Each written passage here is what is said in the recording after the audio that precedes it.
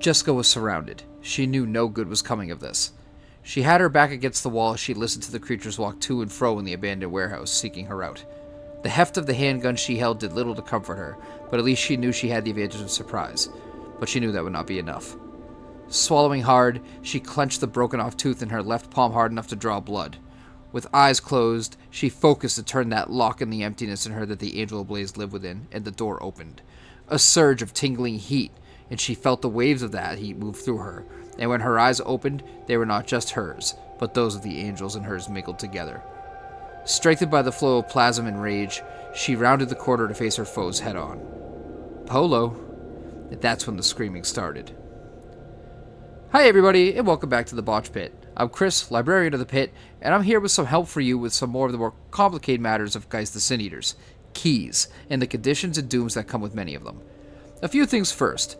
This is a beginner's guide to this part of the game, and is in no way a substitute for any of the work the many talented authors put into this project. This is an overview of what they are, and how exactly keys themselves work. Once more, not a substitute for the written work. Keys are handled very differently now. In Geist First Edition, you needed to use a key to trigger a haunt, then called a manifestation. Now, keys offer massive bonuses at the right time in the right circumstances, but are not integral to activating the haunt. So, what the hell are keys in Geist the Second Edition then? Well, keys can come from a couple of different places in Geist mythology, but we'll stick to the two more important keys for, well, beginners. At the onset of playing a Sin Eater, you'll have two keys, one representing how you died, and one that the Geist itself has as an anchor, giving it to you so you have a symbol of your bargain with it, and with your, well, your agreement with the mini death god. Good times. Upon becoming a Sin Eater, you yourself become a gate between the lands of the living and the dead, and you are what you unlock using the key.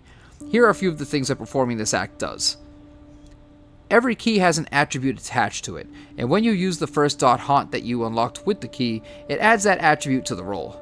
For example, say the attribute associated with the key was wits. If the dice pool would have been, synergy plus haunt, you now add wits to it as well. Next, who doesn't like free shit? Have some plasm. You get free plasm amounting to whatever your ranking is in that key unlock attribute, and it can even exceed your maximum plasm amount. However, at the end of the scene, any in excess of your pool goes bye-bye. Keys also have something called resonance. This is when environment or situation conditions click with the key's type, and you now get an exceptional success with 3 successes instead of 5. On the downside, though, you also get a doom, which is a type of condition associated with the key, which can be a massive hindrance. Think of it as a punishment for tampering with powerful forces and playing with things out of man's control. You can also unlock the key without using a haunt as a reflexive action, but you only get the free plasm and still inherit the doomed condition. Also, you can be under multiple dooms from multiple keys. Suck it up. I think it's very, very important to note that the real purpose of keys in Geist is to do one very important thing. Add flavor to how you play out your key and haunt activations. They add flavor to each unique haunt and action, and make sure you're detailing how the keys affect what you do to get the most impact out of your Geist role-playing experience. Just saying. Take some time and add style to what you do. Take pride in it. This isn't a competitive game, but a fun experience that only gets better the more you put into it. Now that we have an idea as to what keys are, which keys are in the game so far, and what are their attached explanations and descriptions? I'm going to go in the order the PDF lists them for the sake of consistency. First, the Key of Beasts, the primeval key. The key most closely associated with doing whatever you need to do to survive. This key unlocks when mortals learn their place in the food chain, and it's not very often at the top. Its unlock attribute is wits, and its resonance is when the place it is unlocked in is a place where humanity is not in control of the environment, or if you ever use the haunt directly on an animal. It's automatically resonant. Now, its doom is automatically failing an action targeting an animal, or pretty much being fucked over by an animal in any situation an animal could fuck up what you're trying to do. The next is the Key of Blood, the stigmatic key. The key most associated with passion and the lives lost because of passion. Its unlock attribute is presence. When shit gets way out of control, or when in a situation of unplanned violence, this key resonates. As for the doom, the next time the player tries to avoid a conflict, they suffer an automatic dramatic failure. That resolves it and gives a beat. Fun. The Key of Chance, the Bastard's Key. This is the key representing the 1 in a million chance of death and the subsequent random death happening. Its unlock attribute is Dexterity, and it resonates when the Sin Eater bets high on something extremely important or when using a machine with no less than 3 moving parts. As for the Doom, The next time you go to roll anything with a +3 or higher, instead roll a chance die, and this doom resolves. Any success is considered an exceptional success, so at least you have that going for you. The Key of Cold Wind, the Breathless Key. Exposure and execution, the desperate yearning for breath and dying a lonely death. Its unlock attribute is Resolve, and it resonates in cold and windy environments or when ambient noise makes it impossible to have a spoken conversation. As for Doom, you gain the Extreme Cold Tilt for 10 minus your synergy hours, or until you reveal a damaging personal secret. The Key of Deep Waters, the Tear-Stained Key. Air leaving your lungs, and emptiness stealing all emotion and fear like from your heart. This may be the most terrifying one in all, because this is the Key of Apathy.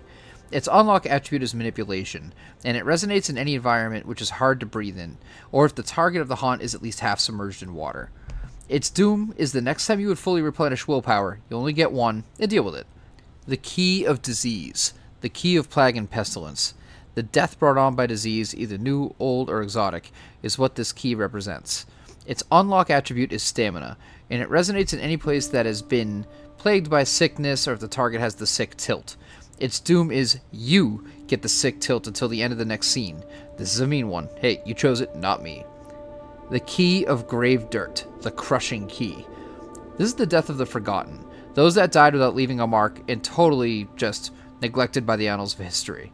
Its unlock attribute is Strength, and it resonates when activated in a place thick with history or memorial or underground.